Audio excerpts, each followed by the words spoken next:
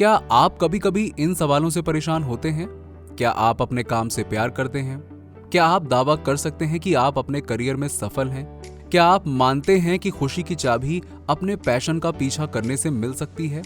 यदि हाँ, तो आप इस वीडियो को जरूर देखिए। दोस्तों, आप सिर्फ अपने मनपसंद काम को करते हुए भी आप अपने करियर में सेटिस्फाइड और कामयाब बन सकते हैं। लेखक इसे पैशन हाइपोथेसिस कहते हैं, जिसका मतलब होता है पहले अपने जीवन का पैशन ढूंढो, फिर ऐसी जॉब या काम शुरू करो जो आपके पैशन से मैच करता हो। किताब में लेखक इस आइडिया को गलत बताते हुए नजरिया देते हैं, जिससे आपको एक खुशहाल करियर बनाने में मदद मिलेगी। इस book summary so good they can't ignore you के अंत तक आप समझ जाएंगे कि क्यों कुछ लोग अपने काम से प्यार करते हैं और कुछ लोगों को अपना काम पसंद नहीं होता है। शायद कभी न कभी, कहीं ना कहीं किसी ने आपसे कहा ही होगा कि खुशी की सीक्रेट की अपने पैशन को फॉलो करना है। लेकिन क्या आपको लगता है कि यह सलाह ठीक है?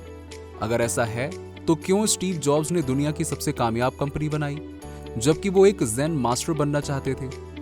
दोस्तों, आज के वीडियो में हम इसके बारे में पूरी जानकारी देने वाले हैं। ऐसी ही जानकारी पाते रहने के लिए हमारे चैनल को सब्सक्राइब करके बेल आइकन जरूर दबा दीजिएगा। आइए आगे बढ़ते हैं और बताते हैं शुरू से। नंबर 1, क्यों अपने पैशन को फॉलो नहीं करना चाहिए? स्टीव जॉब्स ने कहा था कि आपको हमेशा यह पता होना चाहिए कि आप किस काम से प्यार करते हैं। महान काम करने का एक ही सीक्रेट है, जो काम आप करते हैं उससे प्यार होना चाहिए। अगर आप इसे अभी तक नहीं ढूंढ पाए हैं तो उसे ढूंढते रहें, उससे पहले सेटल ना हो। इस कोट को सुनने के बाद शायद आपके दिमाग में भी यह बात आ रही होगी कि एप्पल कंपनी स्टीव जॉब्स के पैशन का परिणाम है, जबकि वास्तविकता में तो स्टीव जॉब को जैन बुद्धिज्म के बारे में जानने का शौक था और वो उसके लिए पैशनेट थे। अपने दोस्तों के साथ काम करते हुए उन्हें कंप्यूटर एक मनी मेकिंग अपॉर्चुनिटी लगी और इस तरह एप्पल कंपनी की शुरुआत हुई। और स्टीव जॉब्स ने अपने पैशन यानी लोगों को कुछ अलग देने के पैशन को इस काम के जरिए फॉलो किया। तो लेखक कहते हैं कि वो मत करो जो स्टीव जॉब्स ने कहा, बल्कि वो करो जो उन्होंने किया। कई लोग ये नहीं जानते कि वो किस काम से प्यार करते हैं। हो सकता है कि आज आपको जो काम एक्साइट कर रहा हो वो कल ना लगे। इसलिए पहले ये सोचें कि दुनिया को क्या जरूरत है और उन्हें वो ऑफर करें। ये उम्मीद न लगाएं कि दुनिया आपको आपके पैशन का काम देगी। आइए इसके बारे में थोड़ा डिटेल में जानते हैं। एक रिसर्च में बहुत सारे स्टूडेंट से उनके पैशन के बारे में पूछा गया। उनमें से बहुत सारे छात्र सिंगिंग, रीडिंग, डांस और हॉकी खेलने के लिए पैशनेट थे। वास्तव में देखा जाए तो ये सब हॉबी स्टाइल पैशंस हैं, जो करियर चुनने में उनकी मदद नहीं कर सकते। अब क्या आपको लगता है कि हर कोई जो सिंगिंग के लिए पैशनेट है वो अच्छा और कामयाब सिंगर बन सकता है? नहीं ना।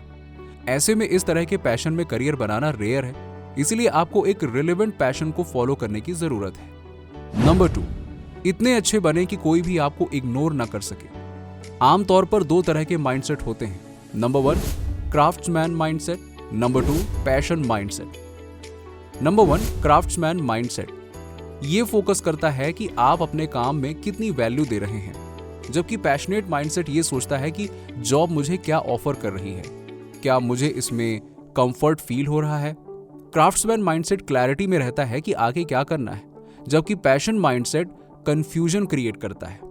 जो काम आप करते हैं उससे प्यार करने के लिए और उसके प्रति अलग नजरिया बनाने के लिए पैशनेट माइंडसेट को रिजेक्ट करके क्राफ्ट्समैन माइंडसेट को अपनाएं। रिसर्चर्स ने साबित किया है कि नियंत्रण बनाकर रखना या इसमें रहना खुश और मीनिंगफुल जीवन की है। ये बात वर्क प्लेस पर भी ठीक बैठती है, जहां कई नियंत्रण से संबंधित पिटफॉल्स होते हैं जिन्हें अवॉइड करने की जरूरत होती है। सबसे पहले हम ये अक्सर सोचते हैं कि नियंत्रण के बिना प्रोफेशनल कैपिटल यानी कि मार्केट की डिमांडिंग स्किल को पाया जा सकता है, जबकि ऐसा नहीं है। आइए इन्हें उदाहरण से समझते हैं। पहले जेन के बारे में सोचें, जो एक हाई अचीविंग छात्र है। जहां वो काम करती थी और जैसे काम करती थी उस पर वहां अपना पूरा नियंत्रण चाहती थी।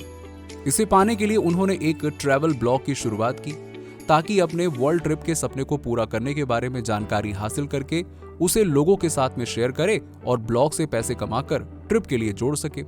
लेकिन जेन का ब्लॉग फेल हो गया, क्योंकि उनके पास ब्लॉगिंग के बारे में प्रोफेशनल कैपिटल या जरूरी स्किल्स नहीं थी।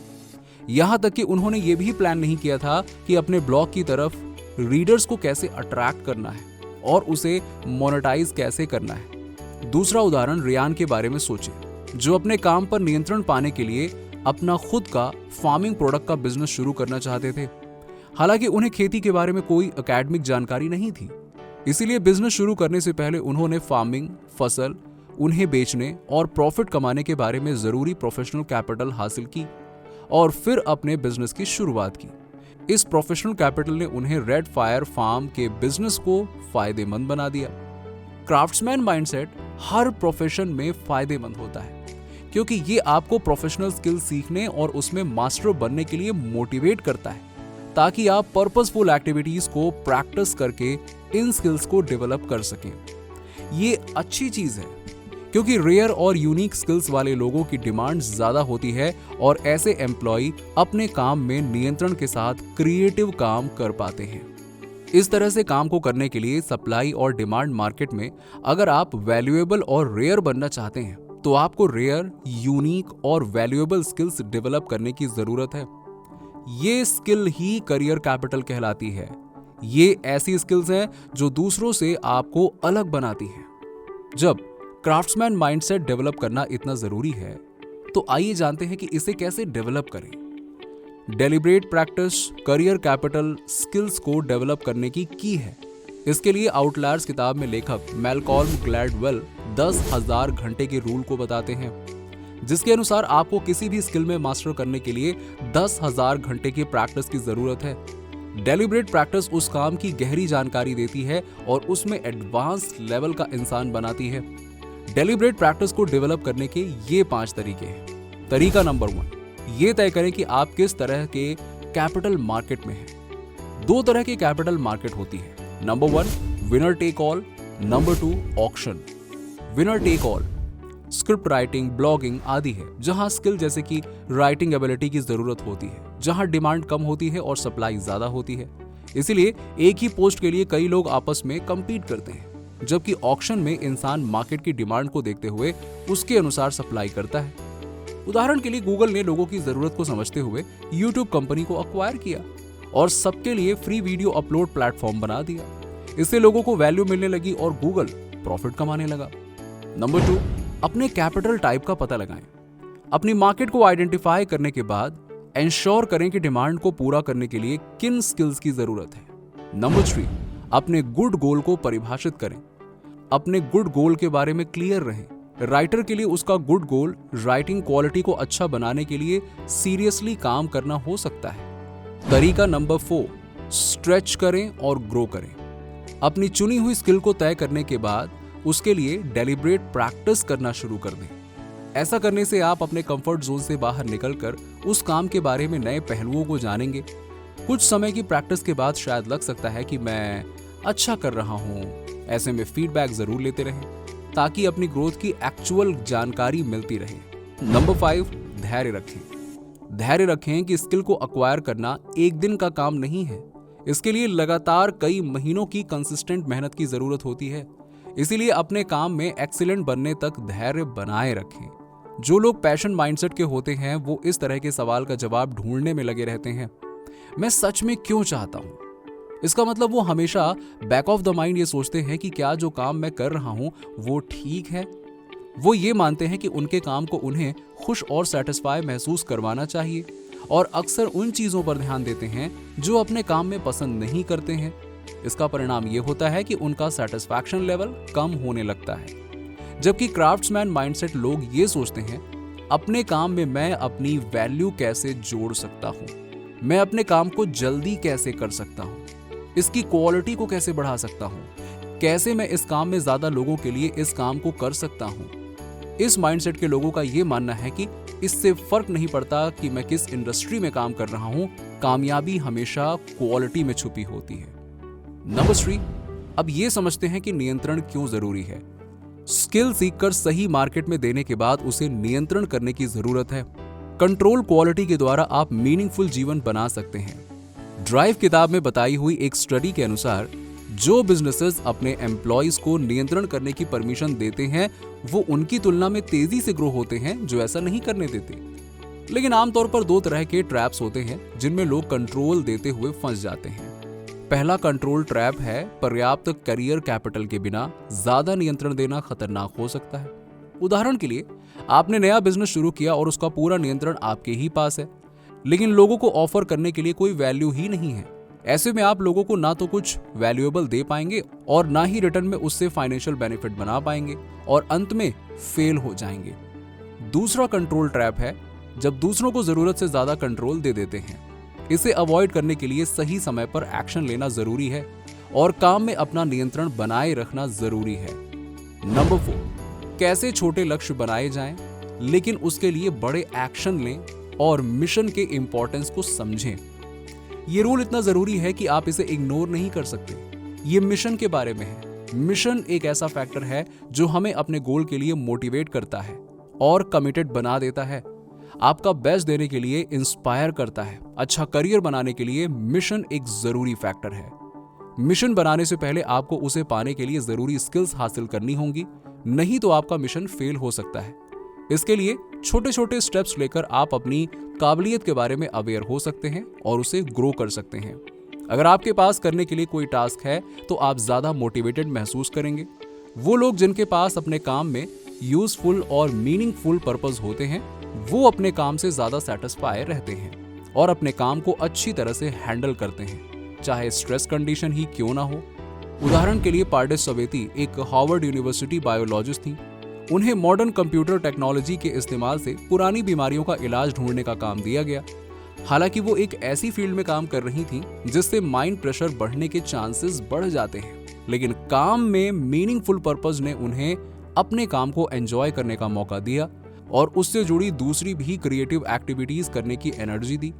लेकिन आपको एक यूजफुल करियर मिशन कहाँ मिल सकता है? वो तब मिल सकता है जब आप जितना हो सके अपने करीब रहें। सबसे करीब जगह वो जगह होती है जिसमें वो सभी खोज शामिल हैं जो मैनिफेस्ट होने का इंतजार कर रही हैं। ऐसे आइडियाज और रिसर्च जो लोगों के लिए जरूरी हैं लेकिन अभी उनके बारे में कोई भी नहीं सोच रहा है। नंबर 5, कामयाबी के लिए सबसे जरूरी अपने काम में सबसे अच्छा और भीड़ से अलग बनना है। अपनी फील्ड में टॉप पर पहुंचने के लिए सबसे पहला कदम यह है कि आपके पास करियर कैपिटल यानी कि स्किल होनी चाहिए और जहां आप पहुंचना चाहते हैं वहां तक पहुंचने के लिए मिशन ढूंढना होगा।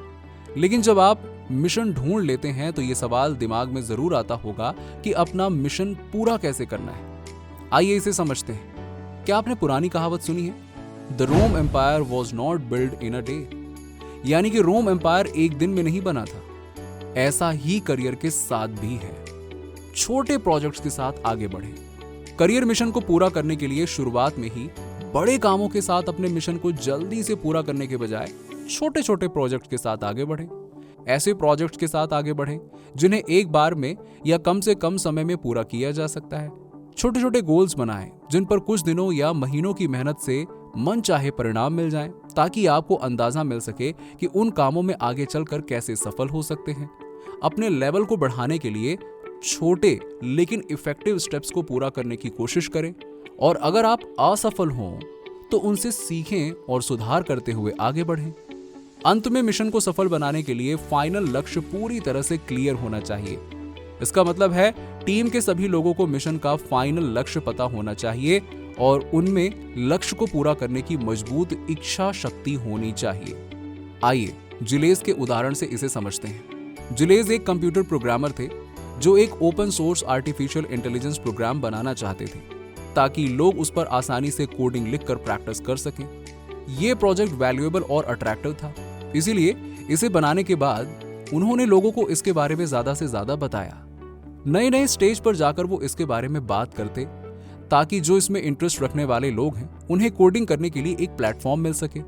इस तरह वो पहले काबिल बने और फिर उसके बारे में लोगों को बताया। ऐसा करने से इंटरेस्टेड लोगों ने प्लेटफॉर्म को इस्तेमाल करना शुरू कर दिया।